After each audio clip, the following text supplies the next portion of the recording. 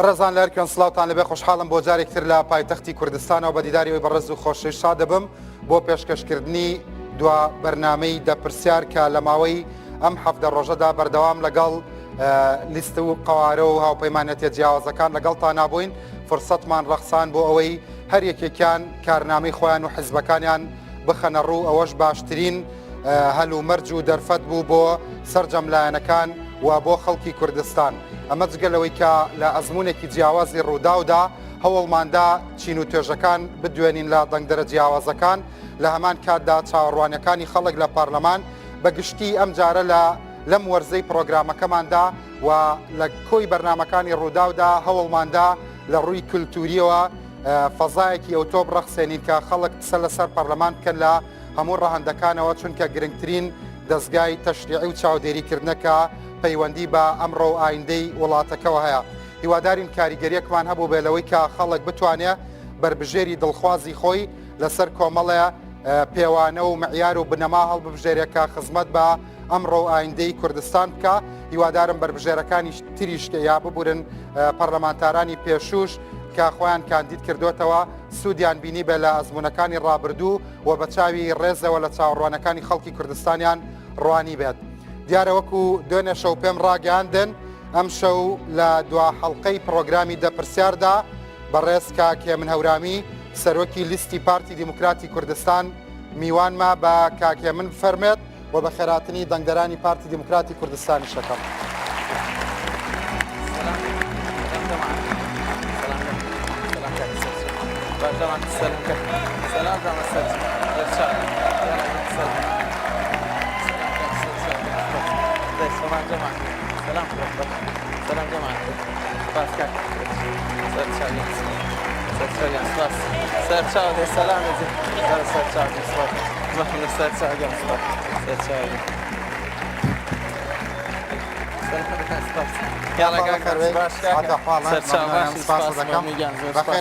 زۆر سپاس بژیت. لەکوێ بوون ئەمڕۆ؟ لە دۆک بووین لەگەڵ جەنابی سەرۆک بووین. بەخێربێ سەرچاوەکانم پێش هەموو شتێک چیت هەیە بۆ گەنجە حەماسیانەوە بۆ ئەو دەنگدەرانەی پارتی کە یەکەم شەو ئاوا بە قەرەباڵغی بەڕاستی وەڵەکە بینم. وەڵی من وتەیەکی جەنابی سەرۆک ئەڵێم کاڵێم بە ئومێدێکی بەرز بەورەیەکی بەرز بۆ پێشەوە ڕوین و خۆ ناچەمێنی. ئەوە بۆ ئەمان هەی بۆ خەڵکی کوردستان. بۆ خەڵکی کوردستان ئەڵێن کوردستان بە هەمومانەوە جوانە سەرکەوتنی پرۆسەی هەڵبژاردنەکان سەرکەوتنە بۆ هەموو لایەکمان دۆڕا و براوەی تیانە مادام کوردستان براوە بێ هەموو لایەکمان براوە بێ. بەخێربێ سەرچاو سپاس دەکەم فەرموو. ئێوەش بەخێراتن خوشک و برایان سەرچاوم ئەوە لە دهۆک بووم ینی میکەس بووم لەگەڵبانی بەخێربێ کاکە من سەرچاوەکانم. بینەرانی بەڕێز دیارە کاکیە من هەورامی هەمووتان ئاشنای هەن بەڵام بە زیاتر بزانین ئەم جارە هەیە من هەورامی چاوەڕوانیەکانی چییە لە پەرلەمان بۆ چیە چێتە پەرلەمان سیڤێکمان ئامادە کردووە بۆتان فەرموون. هێمن هەورامی سەرۆکی لیستی پارتی بۆ هەڵبژاردننی پەرلەمانی کوردستان ساڵی 1976 لە هەڵەبزەی شەهید لەدایک بووە بەشی زمانی ئینگلیزی لە زانکۆی سەلاحەدین تەواو کردووە دواتر ماستەری لە ئابووری سیاسی بەدەستهێناوە ئێستاش خوێندکاری دکتۆرایە جگە لە زمانی دایک زمانەکانی ئینگلیزی و فارسی و عەرەبی دەزانێت. هەر سەد کاندیدە هەر 99 کاندیدەکەی تریش کارمان جێبەجێکردنی ئەو بەرنامە و کارنامەیە کە پارتی دیموکراتی کوردستان ڕایگەیاندووە ئێمە لە ژێر دروشمی بنیادنانی کوردستانێکی بەهێز بۆ جێبەجێکردنی خاڵ بە خاڵی ئەو کارنامەی کە پارتی ڕایگەیاندووە ئەچینە پەرلەمانی کوردستان بۆی بتوانین هەم فەلسەفەی سیاسی پارتی دیموکراتی کوردستان بۆ شێوازی حکومڕانی لە هەرێمی کوردستانە جێبەجێکەین هەم بتوانین ئەو بەڵێنە ڕاستگۆیانەی کە بە خەڵکی کوردستانیان ئەیەن بیانین نەدی. هێمن هەورامی لە تەمەنی 17 ساڵیەوە پەیوەندی کردووە بە پارتی دیموکراتی کوردستان ساڵی 2011 بۆ 2017 بەرپرسی مەکتەبی پەیوەندیەکانی دەرەوەی پارتی بووە ئێستاش ئەندامی سەرکردایەتیە. لە پارتی دموکراتی کوردستان لە کارنامەی خۆمان لە لیستی 1970 پارتیا کۆمەڵێک خاڵی هەرە لە پێشمانداناوە لە ڕووی سیاسیەوە داڕشتنەوەی دەستورێکی هاوچەرخ بۆ گەلی کوردستان ئەمە یەکێکە بێ لە خاڵە هەر لە پێشینەکان چونکە ناتوانین کوردستانێکی بەهێزمان هەبێ ئەگەر دامەزراوی بەهێزمان نەبێ ئەگەر بنەماکانی دەوڵەت لە کوردستان و شێوازی حکومڕانی بەهێز نەبێ ئەمەش بەوە کردکەمە دەستورێکی هاوچەرخمان هەبێ تا ئەرک و دەسەڵاتی هەموو دامەزراوەکان بە تەواوەتی لێک جیاکاتەوە ئەرک و مافی هاوڵاتیان بە تەواوەتی بچەسپێنێ بۆی نووسینەوەی دەستورێکی هاوچەرخ خاڵی لە پێشینەی فراکسیۆنی پارتی دموکراتی کوردستان و کاری پارتی دموکراتی کوردستانە بێت. هێمن هەورامی ماوەی چەند ساڵێکە ڕاوێژکاری سەرۆک بارزانیە و لە چەندین کۆبوونەوەی گرنگیدا بەشداری کردووە و بۆ هەڵبژاردننی خولی چوارەمی پەرلەمانی کوردستان کراوەتە سەرۆکی لیستی پارتی دموکراتی کوردستان. بەڵێ بەڕێزان جارێکی تر سلااوتان لەبێت دیارە لەناو ئەو چین و توێژانەی کە دواندومان ئەم شەوسێ بەڕێوەبەری گشتی بە ئەزمونمان دواندووە بزانین پارلەمان یا لیژنەکانی پارلەمان یا کردار و گفتار و ڕفتاری پارلەمانتاران کاریگەری لەسەر ئەوان و دەسەڵاتی جێبەجێکردن چی بووە با سەیرێکی بکەین و دواتر لەگەڵ بەڕێز هێمن هەورامی سەرۆکی لیستی پارتی دموکراتی کوردستان بەردەوامە بم. فەرموون. جا یاخوا بەخێر بێن سەر چاوەکانم بنەرانی بەڕێز سڵاو لە ئێوەش حەزم کرد خۆم شەربەتەکان بۆ دابنێم لەبەرەوەی هەمووی 10 دقیقا بێ لەگەڵ تەلارفای غاژ بوومەتەوە لەسەر بەرنامەی فڕۆکەخانەکە هەروەها لەگەڵ وەزارەتی پەروەردە ماوەی پێشوو بەرنامەیەکمان کرد لەگەڵ ئەوانیشا زۆر بە هەمان شێوەبینمان باش نەبوو بەڵام هەمومان لەسەر یەک قەزەیە ئەویش باشترکردنی خزمەت گوزاریەکانە بەخێر بن سەر چاوەکان جا دەرفەتی شێدەمە ئەزانم لەسەر بەرنامەکەی فڕۆکەخانەش قسە و زۆرە بەڵام ئەوە داێنین بۆ بەرنامێکی تر باشە ئێستا باسی هەڵبژاردنە بینەرانی بەڕێز حەزم کرد لەگەڵ ئیداریەکانی وڵات تا قسە بکەین لەسەر چاوەڕوانیەکانیان لە پەرلەمان خۆتان بینیتان ماشەڵڵا لە 4 ساڵی ڕابردووە پەرلەمانتاران بەقەدەر ئێمەی پێشکەشکار هەندێکیان قسەیانە کرد لەسەر تەلەڤیزۆن تا چەندە قسەکان بابەتی بوون تا چەندە سوودیان هەبوو تا چەندە تاریکایەکانیان بۆمان ڕۆشناییان ئاخستە سەر و ڕووناکیانە کردەوە ئایا ئەوانە بەشێکی مزایدەی حیزبی بوون یا فعلەن بەرهەمی خەم بوون بەرهەمی ڕیسێرچ و تۆژینەوە بوون کاک سوار لە جەنابتەوە دەست پێەکەم کاک ئەحمەد زۆر سپاس بۆ ئەو میوانداریە دیارە پەرلەمان بە شێوەیەکی گشتی یەکێکە لە بنەما ئەساسیەکانی کۆمەڵگا بۆ ڕێکخستنی کۆمەڵگا بە شێوەیەکی گشتی پێم وایە پەرلەمان چاکترین شوێنە کە تێیدا کۆمەڵگا دەتوانێت لەوێەوە دەستنیشانی شێوازی ژیانی خۆی بۆ بەڕێوەبردنش باشترین شێوەی بەڕێوەبردن دەستنیشان بکات بەڵام ئەوەی لە وڵاتی ئەمە هەبوو بە حەق ئەمە بوو ئەوە نسبیە دەتوانم بڕێم بە ڕێژەیەکی باشە بووە بەڵام لایانی خراپیشی زۆر بووە ئەوەی لایەنە خراپەکان کە لەبری ئەوەی کە ئێوە زیاتر دڵگەرم بکە لەسەری شەکانتان لەبری ئەوەی کە حماسەت و دڵسۆزیتان زیاتر تیا دروست کە بێتاقەتیەکردن نەمتی قسەکان کامانەکە پەرلەمان وەکو باسم کرد چەند ئیشێکی زۆر ئەساسی هەیە یەشەم شتێک یاسادانان یاسا بۆ ڕێخستنی مجتەمع دادەنێتن و ئەو یاسایانە شەموار دەکاتەوە کە پێویستی بە هەموارکردنەوەیە بە شێوەیەکی بەردەوامی و ئیشی دووەمی چاودێریکردنی ئەو ئەنجومەن ئەو حکوومەتەیە کە خۆی دەستنیشانی کردێت کە خۆی داینایە بۆ لێپیسینەوە بێشەکان دەتوانم بڵێم نا وەکو پێویست نەبوو نە بۆی چەند هۆکارێک ینی زۆر پەرلەمانتار هەبووە مەسەلەن کۆمەکتان بکە ئەی هەش بووە مەسەلەن لە بریەوەی کە دڵگەرمتان بکە ئیسیفزازی مەسەلەن قسەی لەسەر ئەو جمگانەکردەوە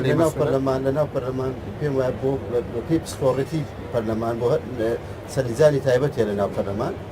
ئەو لیزانانە تایبەتە پەیوەنددارن بە وەزارەتی پەیوەنددار بێ تەخەسوساتی خۆیان ئەوانە پێویستیان بە بەردەوام کۆبوونەوەی خۆیان هەیە و لەگەر وەزارەتی پەیوەندداریشانی بەنمونە لە وەزارەتی پەروەردە لیجان هەبووە لە پەرلەمان لیژنەی خوێندنی باڵا و پەروەردەیان هەبووە و ئەو لیژنانە بەردەوام تەنسیقیانە گەرێمە هەبووە کۆبوونەوەشیانە گەرێمە کردووە بەڵام وەکو پێویست نەبووە لە ئاستی پێویست نەبووە ئەم پێمان وا بوو هەستە کرد مەسەلەن معریفێ و لیژنانە لەسەر وردەکاریەکانی پەروەردە شتی تیا بوو شتی نۆ بوو ئەوە سەربازەکان پێشنیازمان زۆر پێداوان بەڵام دەمەوێت گەر مەزارم لێ تەواوی بکەم دیارە ئەو لێژنەیە ئیشی ئەوە بووە کە بەردەوام دیراسەی پەروەردە بکاتن پەروەردە فێرکردن لە کوردستان لە چێوە بۆچێ لە چ ئاسێکدای لە ڕووی میهێنی ئایا پەروەردە ئەمڕۆ لە چ خۆناغێکدایە هۆکارەکانی گەشەنەکردنی یاخود ئەو هۆکارانی کە بوونەتە هۆی کاری پێشکەوتنی چەند ئیتیمامی زیاتری پێدرێ ئەو کەم کوڕیانە لە چێن چۆن کەم کوڕەکان چارەسەرکردن ئەوانە بەشێکی ئەساسی ئیشی ئەو لێژنانە بوونا بەڵام بەداخەوە لەوانەیە ئەو لیزانانە لە کاتی دیاریکراو هاتوونەتە لەگەر ئێمە دانیشتون زۆر جارەوە لە کاتی تاقیکردنەوە شتەکان ینی شتێکی نوێیان بۆ ئەوە سەربار نەکرد نەمدیوە زۆر بەڵام باش. عفونکەی یەکشتکە بەداخەوە زۆر زار و بە ئەندامی پەرلەمان لە شوێنی خۆی کە پێویستە لە ڕێگای ڕێزکەی خۆیەوە ئەو کەم کوڕیانەی کە دەیبینی ئەو گرفتانی کە دەیبینی بەرزی کات و بۆ لیزانە پەیوەنددارەکانی پەرلەمان لەوێەوە ڕاستەوخۆ ئیوار بکەین دانیشین کۆبنەوەی مشتەرک بکەین وی گرفتەکان چارەسەرکەین بەڵام زۆر زارە هەبووە ڕاستەوخۆ ئەندام پەرلەمان لە ڕاگەیانەیەک لە تەلەڤیزۆنێک قراری داوە قسەی کردەوە بێ ئەوەی پرسیینەوە لە لانی پەیوەنددار بکات باش ڕاستە شتێکی ترێ خات و تەلار مەسەڵەن ئەڵێن پەرلەمانتارەکان بۆ نمونە ئەگەرهینی حیزبێک بێ چاوپۆشی لەو دەستگایانە کاکە سەر بە حیزبەکەی خۆەتی زیاتر فۆکەسە خاتە سەر هی حیزبەکانی تر یعنی هێشتا هەر ڕۆحیەتی حیزب و حیزبایەتی خۆیان لێ خاڵی نەکردوێتەوە لە ناو پەرلەمانیشا هەستەکەی ئەمە کادری لق و ناوچە و مەڵبەند و ڕایەڵەوە شتانن بەڵێ تەوانەوە تەنها مشکلە نییە گرفت نییە لە ناو پەرلەمانە ئەوەی کە ئەمڕۆی بینین دیارە تەوان بە بوون بە ئەندام پەرلەمان شەرەفێکی زۆر گەورەیە بەڵام لەگەڵ ئەو شەرەفەشە چەند بە پرسیاتەیە گێتە بەردەمی ئەو کەسە کە پێویستە یعنی بەپێی ئەو مەسئولیەتانی بڵین کارەکانی بەڕێ بکە ئەوەی کە ئەمڕۆ ڕۆیە یاخود لەو پێشببینی ومانە من ناڵم هەمووی زۆربەی لە پەرلەمانتاران یعنی لە جیاتیەوەی کە با بڵین بە دوای ڕاستیەکانە بگەڕێ لەسەر ئەساسی ڕاستیەکانەوە با بڵین لێ پیشنەوە لەگەڵ حکوومەتە بکات و چاودێری دام و دەستگاکان و ئەدای دام و دەستگاکان بکە هەموو مۆزوعەکە لە لای ئەوەیە کەوا 5 دقەیەک لەسەر شاشێکی تەلەڤیزۆن تەعنە لە یەکێ لە حیزبێکی کە بات و ئەڕاتە ئەولاوە من ناڵم ینی ناڵم مەسەلەکە هەر حیزبێتیش نییە هیوا هەیە مەسەڵەن ڕێگە بەخۆیە ئەچێتە بابەتێکەوە و ئیتیهامەکەشەکە بەڵام خۆشی هیچ زانیاری هەیە لەسەر بابەتەکە ئێمە وەکو فڕۆکەخانە چەند جار ئەممان لێ بەسەراتوە کابراگێتە سەر شاشەکانمەلەتانەکەن بەڵام دوای لەسەر بەڵێ ئێمە چەندەها جار مەسەڵەن ئەندامانی پەرلەمان بە وەفدی گەورەیان هاتوون بۆ فڕۆکەخانە و هەموو بابەتەکە سوال و جواب کراوە و دەستخۆشیان لە ئێمە کردوکەوە هیچ نقاطێکیان نەبوو بەڵام بەیانی چۆتە سەر شاشەی تەلەڤیزۆن من خۆم عجایبم لێ هاتووە یعنی قسەیەکی کەی کردوکە على سازەوەی کەس نازانێت کارەکانی چۆنە بەڵێ خۆی بۆ توانم پێ بڵێم ڕۆژی چەند هاتوو بۆ مەتار چەند سەعات لەوێ بووە دەکیومنتێکی بینیوە لە ڕۆژی چەند بەعکسی ئەو لەسەر شاشێکی تەلەڤیزۆن قسەی کردووە بۆ ئێمە ئەمە مشکلە نییە چونکە من دائمە کراوە بووم لە بەردەمی هەموو میدیاکانە ئێمە طبعاً چەندەها فیلتەرمان هەیە لە چاودێری داراییەوە لە بابڵین داواکاری گشتیەوە لە وزارەتەکانی خۆمانەوە ئەتوانم بڵم لە بەغاوە یعنی لەبەرەوە ئێمە دائمە بەمە ڕاهاتوینکەوە ئەم سوالانەمان سەربارە کردی لیجانە تایبەتمەندەکان بەڵێ شتیان بۆ سەربارە کرد یعنی زافیانە کردبۆتان مەسەن لە ڕووی معریفیەوە نەخێر مشکلەی ئێمە وەکو فڕۆکەخانە ئەوەیەکەوە زۆربەی دام و دەستگاکان ئەسڵەن لێمان تێناگا لەبەرەوەی کە شارەزایی تەواویان لەسەر بەڕێوەبردن و شێوازی کارکردنی فڕۆکەخانەکان نییە کابرا هەڵەستە باسی مۆزوعەکەکە خۆشی نازانێ بزەبت باسی چیەکە ئەو حەقەش بەخۆیەیە کە لەسەر ئێمە بڵێ کە ڕەخناگری ئەمەیان واهی و ئەویان ئاواهیە ئەگەر ئێمە بین عکسێکەوە موزیعەکانیش من خەریب و پێ بڵێم هەندێک جار هەندێ ئەندام پەرلەمان دەوری موزیعەکە بینێ کە بە دوایی ڕاستیان ناگەڕێ بەجددی واهیە کاگرز من ناڵێم هەمووی باشە بەڵام ئەتوانم پێ بڵێم هەندێکیان بەداخەوە لە جیاتی ئەوەی کە ئیشەکەیان گەڕان بە دوای ڕاستیەکانە شیکردنەوەی یاساکان بۆی کە سەیری کەم بزانن ئەم کۆمەلگایی ئێمە باشە چۆنچۆنی یعنی بابلین مامەڵە و معاملات بۆ هاوڵاتیان ئاسانکەین ئەو یاسانی کە زۆر کۆن بووە لەگەڵ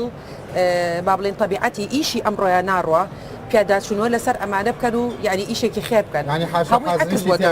نه هیچ ئەسڵن بە دوای ڕاستیان ناگەڕێ حاڵی چەنەها با بڵین یعنی میدیاکارەکان 5 دقات تەعنە یەکێکەکات و ئەڕوا وەزانی ئیشێکی زۆر مهمی کردو من وتم دفاع حیز لەخۆم منی شۆ هەڵەگرێ بۆ بەرنامەیەکی کە محاولاکەم بەس تەرکیزکەم لەسەر پەرلەمان هەموو ئەم شتانە بەنسبەت مەسەڵەن غەڵەتی ئێمەمانان کە پێم وایە ئێمە غەڵەت زۆر کەمەکەین لەبەرەی کە ئێمە زۆر جار ڕیسێرچەکەین یەک کەس نییە لە پشتمانەوە مەسەڵەن کۆمەڵە خەڵکی بەخۆسە زۆر جار لە ناو دام و دەستگاکان مەعلوماتی باش وەرەگرێت بەڵام هەموو ئەم شتانە بەڕای تۆ ئەوەندەی کە سەیری فەزای هەڵبژاردنەکەی حیزبەکان بەبێ جیاوازی سوودیان بینی کە مستەوا و لێڤڵی خەڵکانێک کە خۆیان بربژێرەکەن بەرزیان کردوتەوە خەڵکی نەوعیان هێناوە بەسەراحەت بەسەراحەت خۆی تەوقع ناکرێ ئەندام پەرلەمان اختصاصی لە هەموو بوارەکانە هەبێ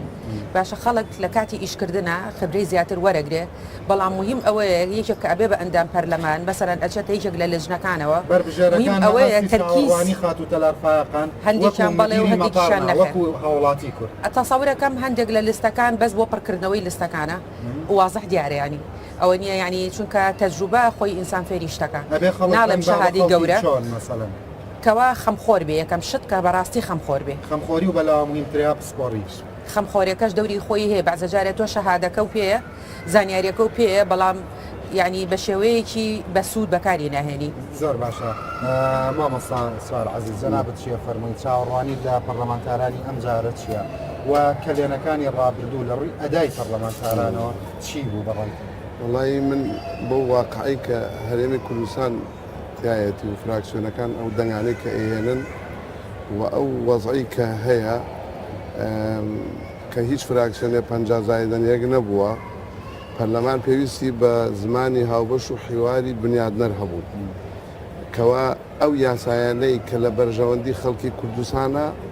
بڕیاری لەسەر ڕابردوودا پەرلەمانتاران هەبوو لە لێکترازانی زیاتری بەڵێ بەڵێ خۆی پەرلەمان ئەوایە هۆڵی ئاشتی بواە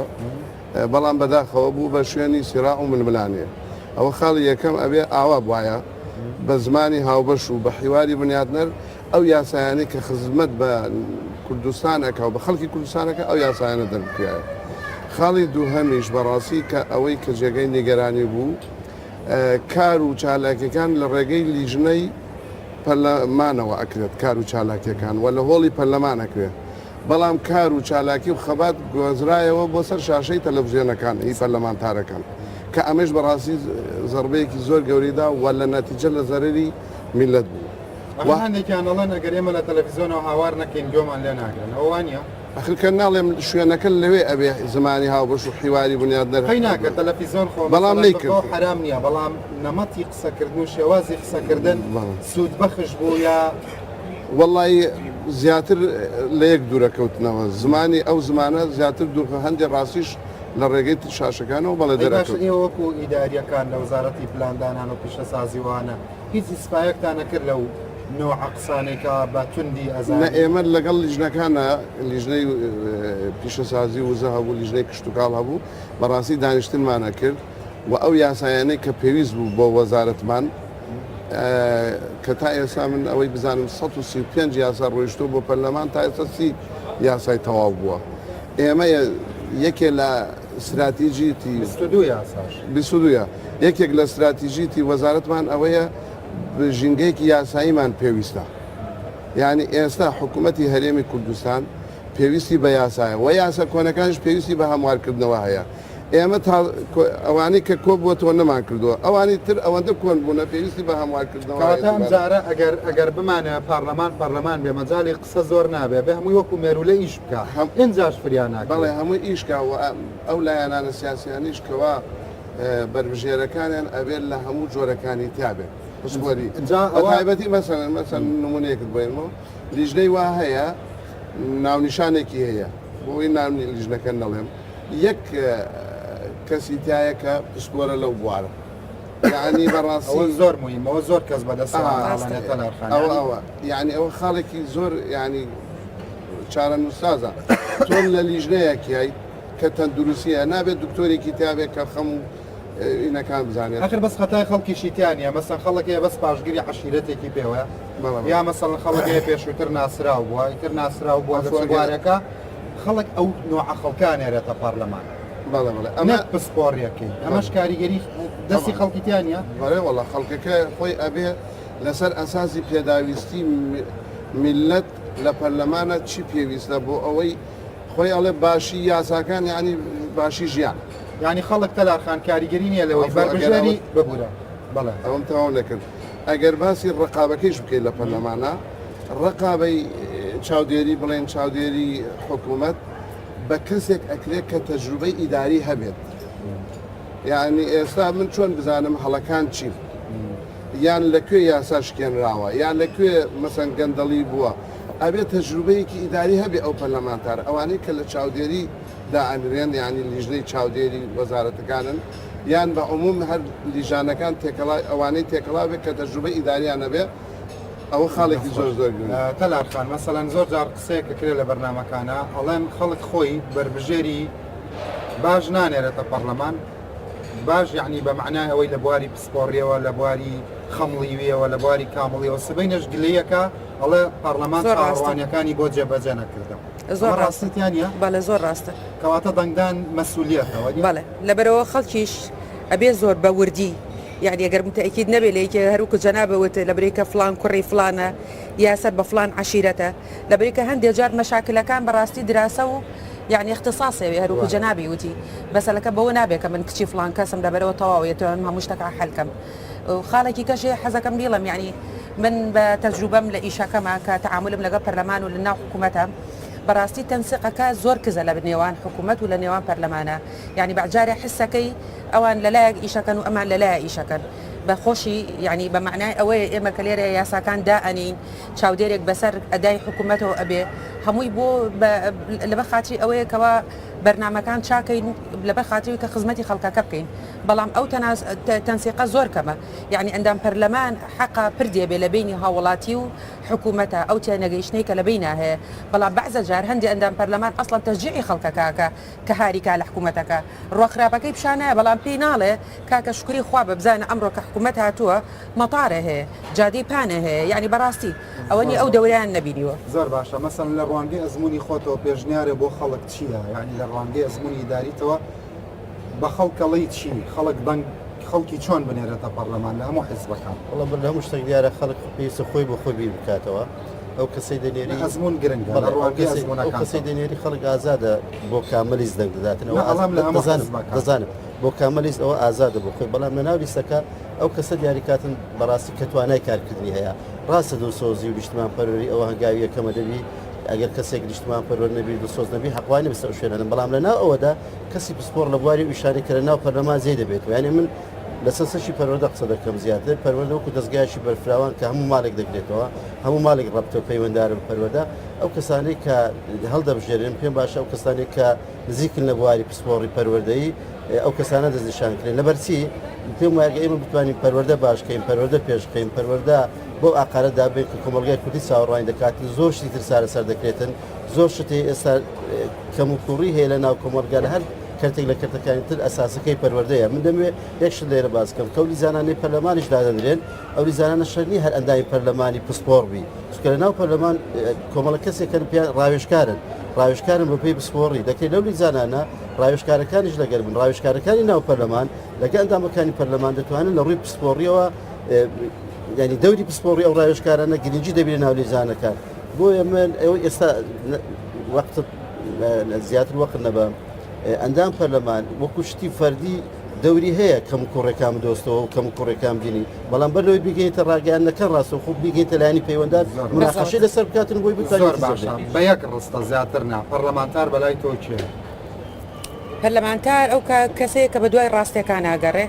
ئەو کەسەیە کە خەمخۆرە ئەو کەسەیەکەوە گۆڕانکاریەک لە وەزعەکە ئەکەن ئەگەر کەم و بچووکیش بێ قەزەکەی خەڵک زۆر بچە بۆ دەنگا بەڵێ بەتەکید پەرلەمانتار یەک ڕستە مامۆستا وڵا پەرلەمانتار ئەو کەسەیە بەرپرسیارەتێکی گەورە کە ئەکەوێتە ئەستۆی پێویستە لە ئاست ئەو بەرپرسیارەتیە بێت بتوانێت ئەدای واجباتی خۆی بە جوانی بە ڕێکوپێکی بەجێبێنە بەرامبەر گەل و گشتمان و یەک ڕستەت هەیە بۆ هەیە من هەورامی سەرۆکی لیستی پارتی ئەم شەو میوانمە وەڵام من پێڵێم لە هەموو شتێ مهمتر چی بکاسبین لە پەرلەمانەکانی پێشووە خەڵکانی ڕیزی یەکەمی حزبەکانی تیانەبوو هەمووی بکو بڵێ دوورکەوتونەتەوە لە ساحی سەمە باشەکە کاگێ من پێم باشە کە بێتە هێمنی کاگێ من بێتە هەوێنی ئاشتی زمانی تون قسە نەکا و بە هێمنی لەگەڵ لە فراکسیۆنەکانی ترا بتوانێت ئەم خولەی پەرلەمان لە خزمەتی ملت زۆر باشە زۆر زۆر سپاس بەخێر بن سەر چاوەکانم کاک هێمنە بیت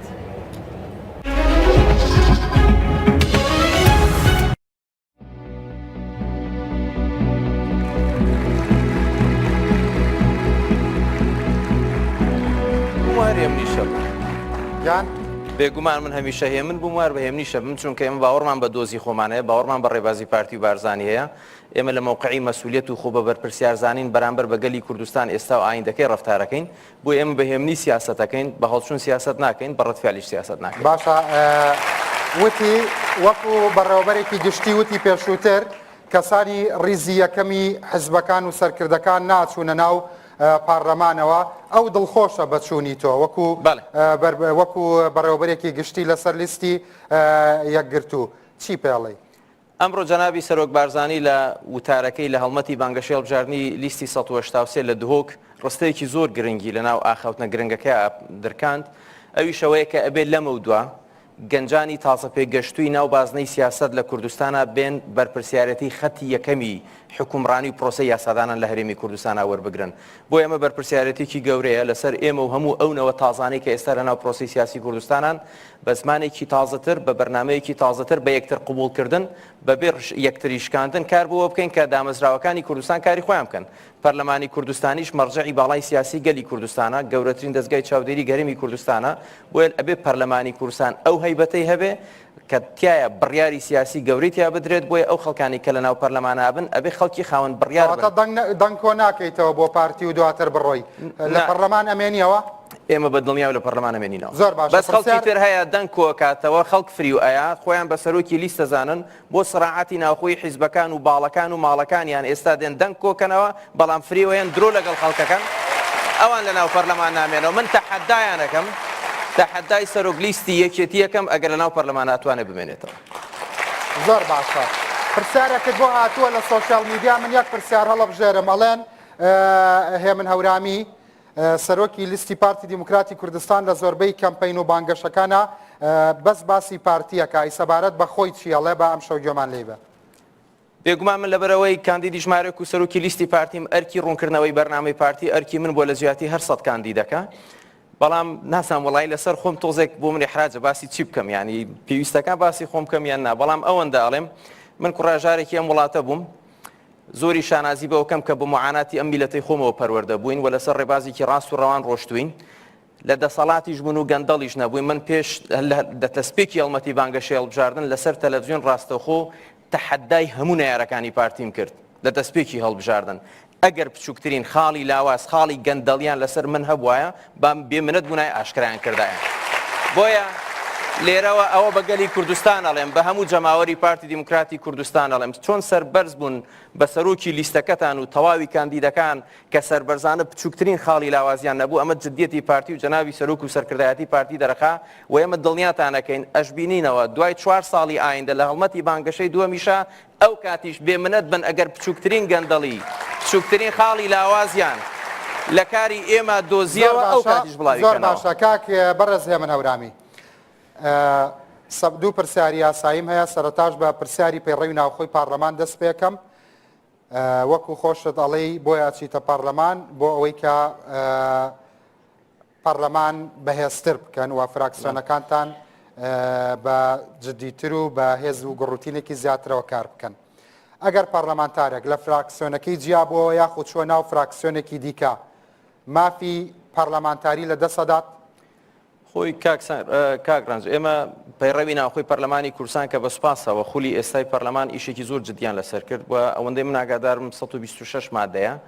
لە یەکێک لە مادەکانی ئەو بزانام ئەگەر هەڵەن مادەی 110 بڕگەی دووەم باس لەوە کاکە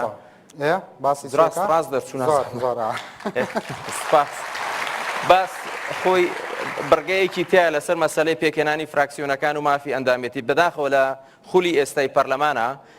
بەسەراحە دەیڵێن پەرلەمانتار هەبووە بەهۆی لیستی حیزبەکەیەوە بۆتە ئەندامی پەرلەمان بەڵام دواتر جار لە ناو پەرلەمانە لە فراکسیۆن و لیستەکەی جیابووەتەوە بەڵام بەبێەوەی مافی ئەندامێتی لە دەستبا ئێستا خۆشبەختانە ئەو معالەجە کراوە هەر ئەندام پەرلەمانێک کە هەڵبژێردنە لە چوارچێوەی لیستێکە ئەگەر لە ناو فراکسیۆنەکەی خۆی نەمایەوە مافی فراکسیۆنەکەیەتی مافی ئەندامێتی لێوەربێتەوە کەسێکی تر لە دوای بخاتە جێگەی بە حکومیەوەی کە وەڵامەکەت بێگومان ڕاستە بەڵام پرسیارەکەم بۆ دروست بوو بە حکومیەوەی کە ریسەرچەریت یا متابعی کاری پارلەمانتاری دەرەوەشیت ئەمە بە بڕگێکی دیموکراتیە زانیت بەڵێ لەبەرەوەی لە دانیمارکیش ئەوروپا جوایە لە هەموو شوێنێک وایە کەسێک کە لەسەر لیستی حیزبەکەی بۆ ئەندامی پەرلەمان ئەبێ پابەندی سیاسەتی حیزبەکەی و لیستەکەی بێ کەی دژایەتی خۆی بۆ سیاسەتی ڕسمی حیزبەکەی و حیزبەکەی دەرکەت ئەتوانێت ئیستیقالە بکات یان بچێت دەست دەکار بکێشێتەوە دواتری کەسێکی تر لە جێگەدا سەبارەت بە دەستوری عراق خۆتەزانی کێشەی لایەنە کوردیەکان تا ئێستا لەگەڵ عراق جێبەجێ نەکردنی دەستورە کە چەندین مافی هەرێمی کوردستان لەو دەستورەدا هاتوون و جێبەجێ نەکراون یەکێک لەوانە ئەو مافەیەکە لە مادەی 105 دەستوری عراقا هاتووە سەبارەت بە دروستکردنی دەستەیەک بۆ پاراستنی مافی هەرێم و پارێزگاکان ئەو دەستەیە چییە و کاری چۆن دەبێت خۆم مادەکەم وتووە ئەوەندەی من ئەوەی یەکێک لە حتا کاک ڕەنج باش بۆ پرسیارەت کرد یەکێک لە خاڵەکانی وەفدی مفاوزی ئێستای هەرێمی کوردستان بە تایبەتی پارتی دیموکراتی کوردستان بۆ پێکێنانی حکوومەتی عێراق و مفاوزەر لەگەڵ لایەنە سونی و شیعیەکان ئێمە کارنامەیەکی زۆر چڕوپڕ ئامادە کراوە یەکێک لە خاڵەکانی ئەو بابەتەی کە جەنابەت باسە کرد خۆی دووشت هەن لە عێراق وایە دروستکردنای زۆر گرنگ من یەک مەجلیسی اتحاد کە دروست نەکرا بەڵام ئەوەی پێویست بە بابەتەکەی تۆ بێ هەیئەی عامەی زەمانی حقوقی ئەقالیمی پێ ئەڵێن ئەمە یەکێکە لەو شتانە کە ئەوە لە حکوومەتی عێراق بەپێی دەستور دروست کرای بەپێی مادەی 105 دەستوری عێراق بەڵام بەداخەوە نەکراوە زۆر تەواو وەڵامەکەت بینەرانی بەڕێز سەبارەت بە کارنامەی پارتی و ئەجندای کاک هێمن هەورامی و حیزبەکەی پاش ئەم ناوبڕا بەردەوامە بم لەگەڵتان.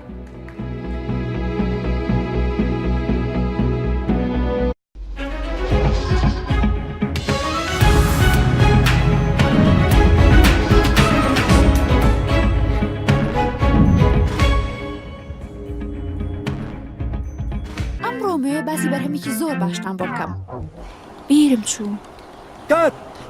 تکایە ئاوم پێ بدەن ئەمڕۆ هەلام کرد ئامادەیە دوو حەزرە کاکە ئاکشن ئەمڕۆمێ باسی دی بابەتێ کات زۆر تاخیر بوو بە شەو چوار کات چواردە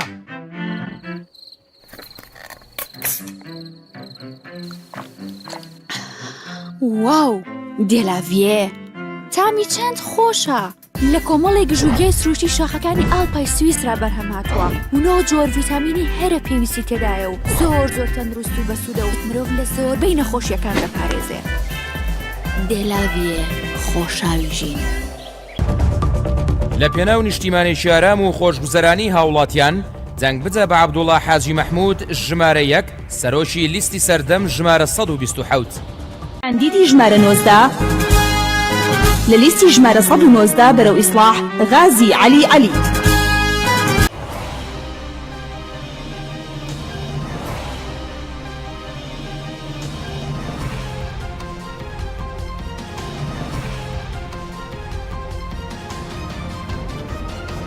دژی گەندەڵی و لە پێناو ئایندەیەکی باشتر کۆڵ نادەین و بەردەوامین ڕێیمانەوەیەکەوە حکوومەت پەرلەمان تەشکیلی بکە ئەوە سیستەم پەرلەمانی بێ ئەمانەوێت دەوڵەتی مەدەنی بێ ئەوە بزانن کە لە هەموو جیهانە باوی دەوڵەتی عیلمانی لەسەر شێوە و مۆدێلی مارکسیستی تۆتالیتاریستی نەماوە کاری ئیسلاح و چاکسازی بە ئینسانی ساڵح ئەبێ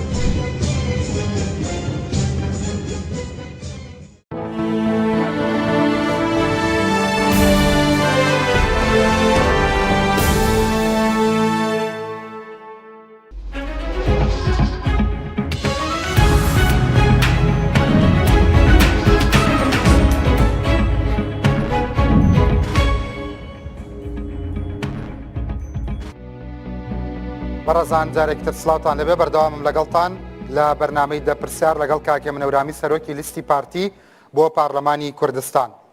کاک هێمن ئێستا لەگەڵ یەکێتی لەسەر پۆستەکانی بەغا ناکۆکی کەوتۆتە نێوانتانەوە. ئەگەر وەکو خۆتان بەردەوامەڵەن 45 کورسی دێنین 45 کورسی بهێنن ئایا هەوڵەیەن حکوومەتی زۆرینە لەگەڵ کورسی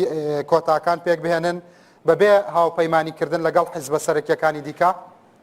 ئێمە ئەو سەردەمە بەسەر چوو لەسەر مەئەرک و ماندووبوونی جەماوەری پارتی دەستگایەکی خێرخوازی سیاسی دروست بکات و پۆستەکانی پارتی بەخێر بە حیزبەکانی تر بەخشێتەوە ئەو قۆناغە کۆتایی هات. ئێمە لەمە دوا وەکو وتمان بە کەوچکەچایی بەشەکانی پارتی لەگەڵ حیزبەکانی ترا بەشەکەین و لە بەشی پارتی خۆش نابین بە هیچ شێوەیەک پارتی دیموکراتی کوردستان لەگەڵ ئەوایە لەگەڵ هەر حیزبێک هەر لایەنێک هاوپەیمانیەکە هاوپەیمانی نیوەڕێ نەبێ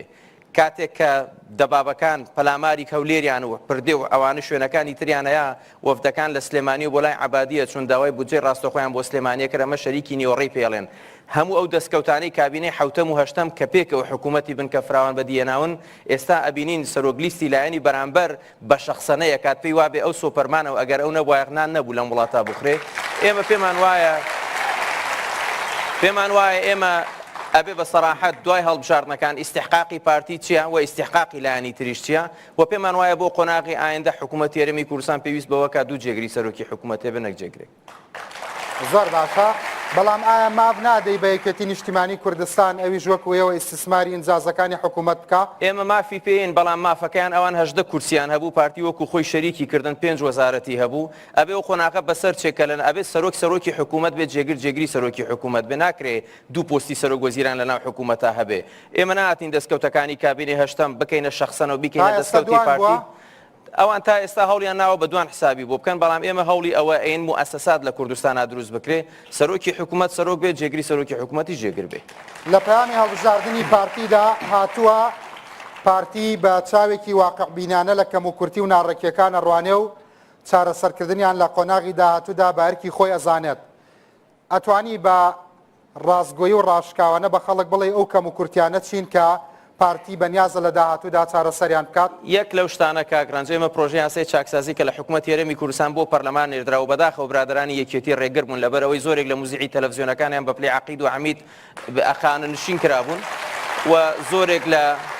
زۆرێک لەو شتانەی کە ئەوان پێیان وا بوو لە هەڵمەتی بانگەشی هەڵبژاردن زیانیان ڕێگر بوون لەوەی کە ئەم یاسای چاکسازی لەناو پەرلەمانی کوردستانە تێپەڕێ پارتی دیموکراتی کوردستان ئێمەش ناڵین کەم و کوڕیمان نییە کەم و کوڕیشمان هەیە بەڵام ئەو پرۆژە یاسایی کە لە پەرلەمانە هەیە بەداخەوە بە تەحەداوە ئێڵێن تەنها فراکسیۆنی پارتی دیموکراتی کوردستان جددی بوو لەسەرەوەی پرۆژەیە تێپەڕێ و ئێستاش ئێمە جددین لەسەرەوەی ئەو پرۆژە یاسایە تێپەڕێ چونکە دوای پرۆسەی بایۆمەتری دوای کۆمەڵێک لەو کەم و کوڕی دۆزینەوەی کە چونکە پرۆسی چاکسازی پرۆسەیەکی بەردەوامە یەکێک لەو کەم و کوڕیانی کە ئابووری سیاسی هەرێمی کوردستانەتی تاکسەرچاوەیە کە ئێحتیمات تەنها لەسەر نەوتەکە بۆ ئێم پێویستمان بەوە هەیە ئەو ڕیاسا و ڕێسانەی کە پێویستەکە بۆ کە بۆ بەرەپێدانی زیاتری کەرتی کشتتوکاڵ و پیشەسازی و گەشت و گوزار چارەسەریانکەین کەرتی گشتی کە ئێستا قەبارەیەکی یەکجار گەورەی هەیە بچووک بکرێتەوە و لە بەرامبەرە کەرتی تایبەتی پێش بخرێ ئەمانە ئەو کەم و کوڕیە هەیکەلیانن کە پێویست بەوە کە چارەسەری جددیان بۆ زۆر باشە سەبارەت بە کەرتی تایبەت کە باست کەرەمە پرسیاری جانبیە بەڕاستی خەڵکێکی زۆر گلەیی هەیە ئاڵەیە کوردستان بە ناوی کەرتی تایبەتەوە کەسانێک دۆشیان و تەنانەت لەو گەڕەکانەیە ئەو دەوڵەمەنانە هەر ئامادەنین مناڵەکانیان بڕۆن دەنگیش بن ئایا کەرتی تایبەت بەم ڕۆحیەتەوە بەم پاشاگەردانیە کە لە بری بازاڕی ئازاد بازاڕی ڕەشە احتیمامی پێیان یان چۆن ئێمە کاگرانج بۆی بەس تەنها قسە و باڵمەتی بانگەشە نەبێ بۆی خەڵک بە پرسیارمانزانێت لە بەرنامەی پارتی دیموکراتی کوردستان زۆر بەجددیات و ئێمە پێویستمان بەوە یاسایەک بۆ قەدەغەکردنی قۆرخکاری لە کوردستانە دەربچێ ئێستا لە دەڤەری سلێمانی بینی مەتاری سلێمانی قۆرخی لایەنێکە و دەڤەری گەرمیان بە قۆرخی بەرپرسێکی ناو ئەو لایەنەیە و حدودەکان و حدودە ڕەمزیەکان و حدودە لاوەکیەکانە لێکێ قۆرخی باڵێک و ماڵێکن ئێمە هەوڵ بین بە یاسایەک ئەم قۆرخکاری لە کوردستانە نەهێڵین بۆی دەرفەتی یەکسان بۆ کێبرکی نێوان کەرتی تایبەتەکان بکرێت بۆی بتوان هەلیکاری زیاتر لە ڕێی کەرتی تایبەتەوە بۆ گەنجانی ئێمە بخڵقێ ئەمە پێویست بە یاسایەکەکە بۆ قەدەغەکردنی قۆرخکاری کە لە پەرلەمانی کوردستان زۆر باشە ئەی سەبارەت بە هەولێر و دهۆک قۆرخکاری نەبووە من ناڵێم نەبووە بەڵام تا ئاستێکی زۆر سەیری بوارەکانی کەرتی تایبەت لە هەولێر و دهۆک و بوار ڕەخساندن و دەرفەتی کار لەم سنوورانە بکەن و سەیری قۆرخکاریەکانی سلێمانی و دەوروبەریشی زۆر باشە هەموو بەربژێرانەی پارتی کە هاتوونەتە ئەم بەرنامەیە و تویانە لەو باوەڕەدان کە پارتی 45 کورسیە هێنێ پشت بە چییە بەستن کە دەڵێن کورسیەکانتان بەم شێوەیە زیاکەن بۆی ئەگەر دەرفەتم بە کاکرانج ئێمە پێش هەموو شتێک پشت بە سەرکەوتنی پرۆسەی ڕیفراندۆمە بەستین کە بە شانازی هەمان ڕیفراندۆم چین چونکە دەرکەوت تەنها پارتی ڕاستگویانە لەگەڵ دروشم و کردداری نەتەواییە پشت ئەستورین بە سەرکەوتنی سایکۆلۆژی و ئینتیخابی پارتی لە هەڵبژاردنەکانی 12/5 پشت ئەستورین بە بەشداریەکی مەیدانی جەنابی سەرۆک مەسعود بارزانی لە هەڵمەتەکانی بانگەشەی هەڵبژاردن پشت ئەستورین بە لە خۆبردووی ئەسەرجەم ئەندام و کادر و جەماوەری پارتی دیموکراتی کوردستان و لە مقابلیشمانە ینی بەڕاستی ئینسان هەندێک جار بەزەی بە حیزب منافسەکانی خۆمانە دێتەوە سەیریان کە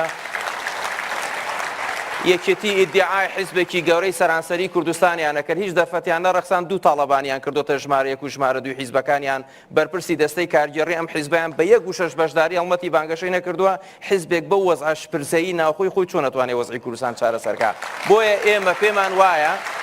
پێمان وایە تاکە حیزبی یەکگرتووی سەرانسەری کوردستان کە خاوەنی هەموو ڕوکنەکانی هێزی حیزبی سیاسی بێ تەنها پارتی دیموکراتی کوردستانە بۆیە پشت ئەستور بە جەماوەری خۆمان بە کاریزمای جەنابی سەرۆک بە ڕێبازی بارزانی بە خوێنی شەهیدەکانمان بە پێشمەرگەکان بە دەستکەوتەکانمان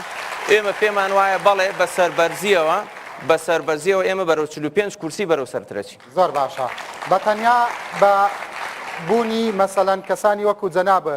نەمەتی حزبایەتی پارتی لە بنەماڵەبوون دەرەچێت کە ئیتر لە یەکێتی ناچێت من بە سەراحەت کاکران 6 ساڵە ئەمیرها بە فکرێ بەرامبەر پارتی و ڕێبازی بارزانی ئەکرێت مەلا مستەفای بارزانی ئەگەر بیویستای حکمی بنەماڵی بکردایە نەهات حیزبێکی سیاسی دروستکە بۆیە پارتی وەکو حیزبی سیاسی دروستکراوە تا ئینتیما بۆ حیزب لە حیزبیشەوە ئینتیما بۆ کوردستان لەسەر و ئینتیمای بنەماڵە بەڵام یەک شتەیە پارتی حیزبی بنەماڵی بارزانی نیە پارتی حیزبی ڕێبازی بارزانیە خانەقینیەک هەورامیەک زاخۆیەک شنگاریەک بە عەقیدە باوەڕی بە ڕێبازی بارزانیە بێ کە ڕێبازی کوردایەتی و ژینگە پارێزی و عەدالەتی کۆمەڵایەتی و خۆنەچەماندنی سیاسی و نەتەوەییە ئەتوانێت بەخۆی بڵێ هەڵگری ڕێبازی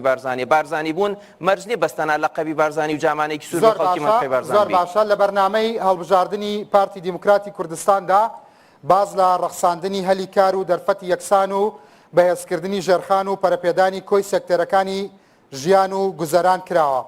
باشە بۆ پێشتر ئەوەتان نەکردووە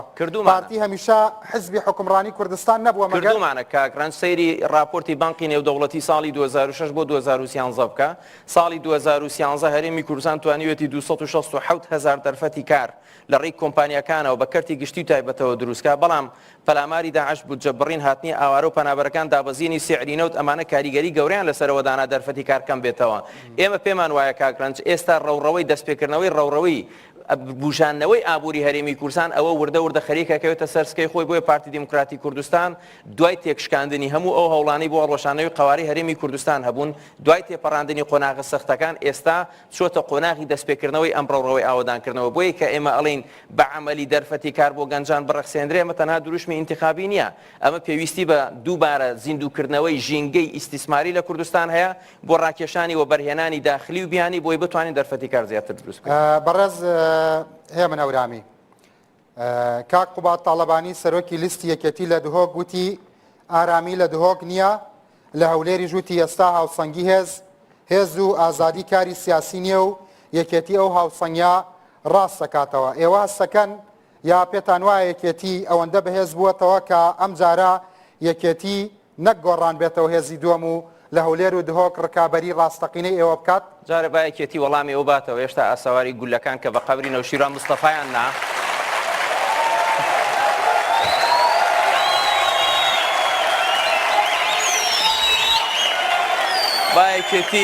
باەکێتی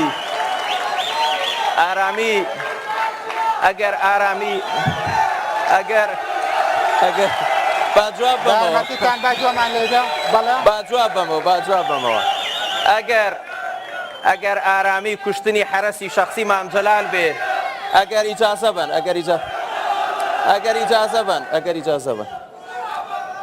ئەگەر ئارامی کوشتنی حرەسی شخصی مامجەلال بێ لە ناو سلێمانیا شمبیلا لە هەولێری دۆگە و ئارامیە نییە ئەگەر ئارامی تەقەکردن بێ لە مەقەڕی گۆڕان و گولەنان بە ڕسمی نەوشیران مستەفا و بەلفعل لە هەولێری دۆگە و ئارامیە نییە ئەگەر ئارامی مەبەستیان ئەو فەوزایە بێ کە ئێستا لە ناو یەکێتی و لە ناو ماڵی خۆیان هەیە لەسەر کێ مڕەشەحی ڕەئیس جومهوریە بێ حتمەن ئەمە لە ناو پارتی نییە نا ئێمە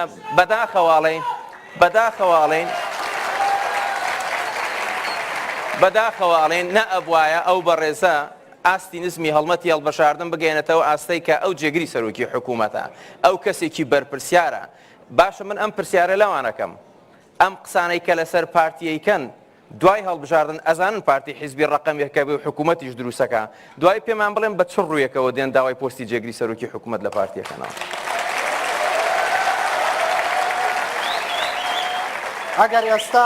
ئەگەر ئێستا قوبات تاڵەبانی لێرە بووە لەوانەیە ئەویش بە تۆی بووتایە ئەگەر مەسەلەی احتیکارکردن بریتی نییە لە دەرکردنی سەرۆکی پارلەمان و ڕاگررتنی لە بازگەکەی پردێ ئەوە لە سلێمانی نییە ئەوە خەسڵەتی ئیدارەکەی ئێوەیە چیتەوت ئێمە لەبەرەوەی سەرۆکی پەرلەمانی ئەو کات ئەوەی تەوافقی و ئینقلابیان بەسەر 20 حوزێران بەسەر ئێمە هێنا دوای پەلاماردانی بارەگاکانی ئێمە بۆ ئەوەی ئەم شەڕی ناوخۆ فەوزایی کە لەوێ بوو نەگاتە هەولێر پێشوەخت پێی وترابوو کە بێ زەحمەت ماوەیەک لە سلێمانی بمێنەرەوە تا ئێمە چارەسەرێک بۆ ئەمە دۆزینەوە.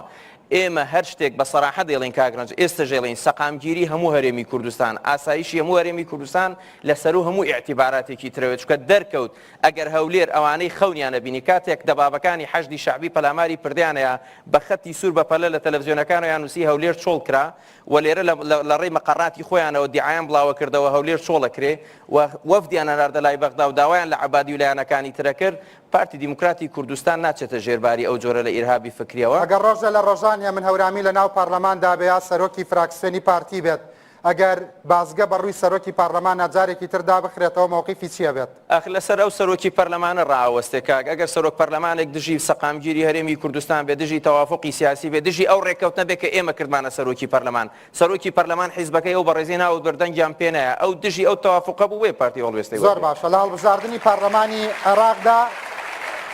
لە هەڵبژاردننی پارلەمانی عێراقدا دەنگی پارتی لە هەردوو پارێزگای سلێمانی و هەڵەبجا کەمی کرد لەبەرەوەی تەزویریان لێ کردین هەڵەبجا شاری خۆت و هاوکات لە سلێمانی ژیاوی شارەزای سلێمانیت پارتی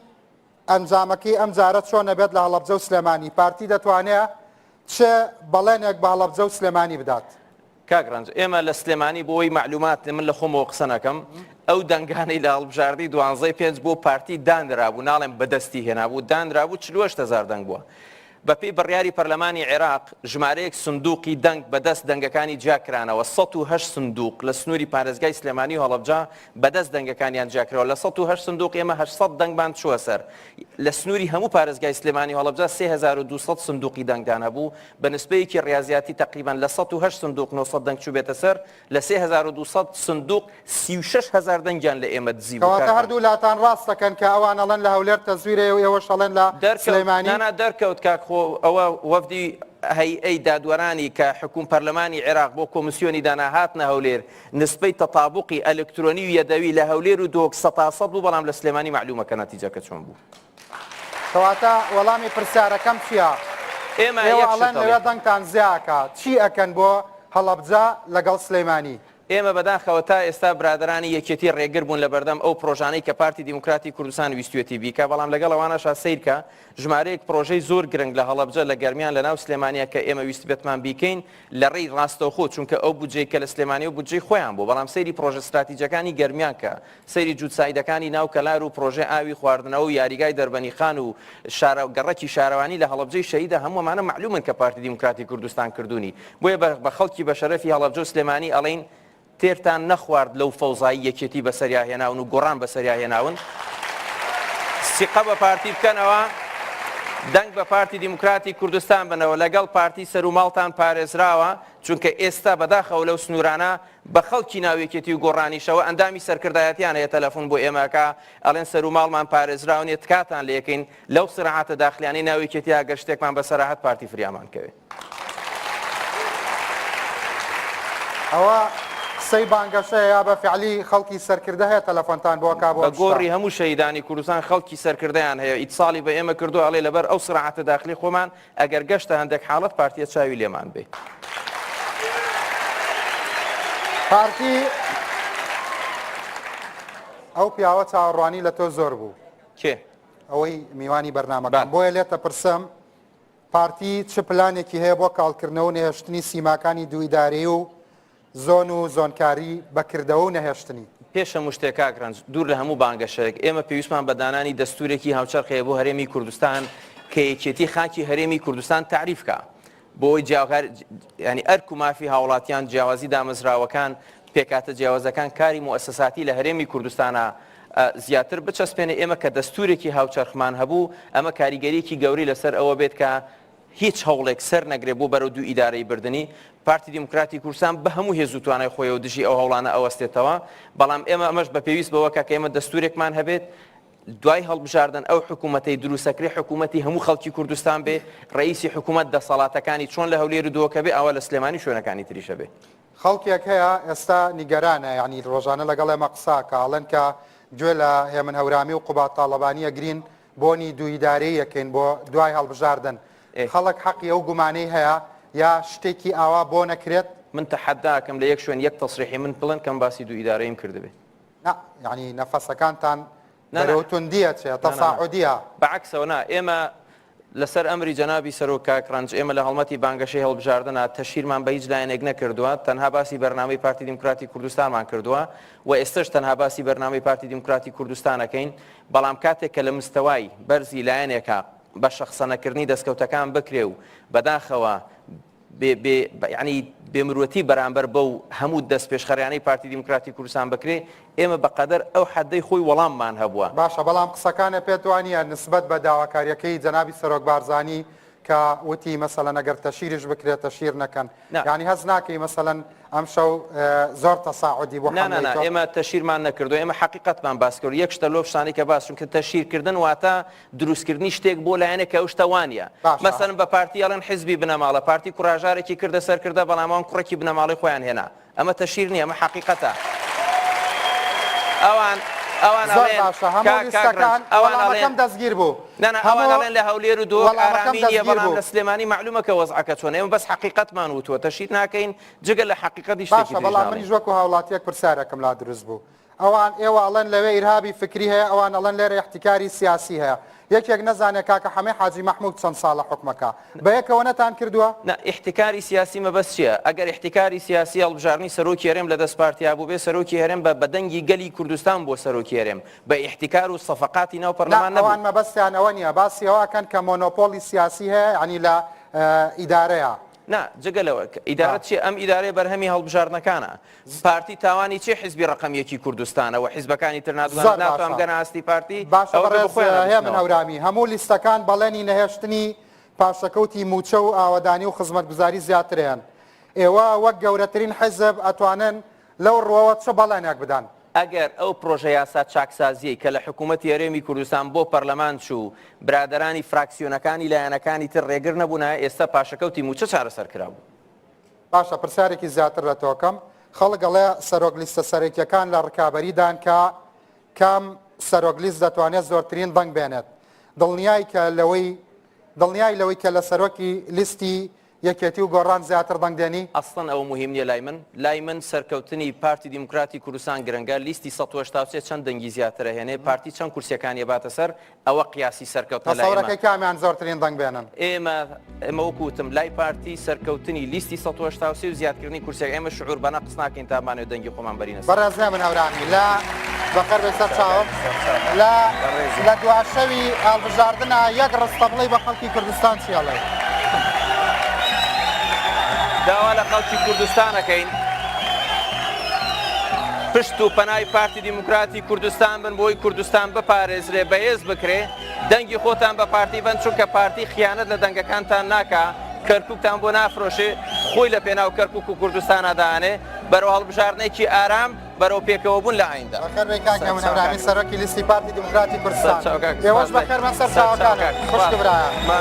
سەر چاو بەخێر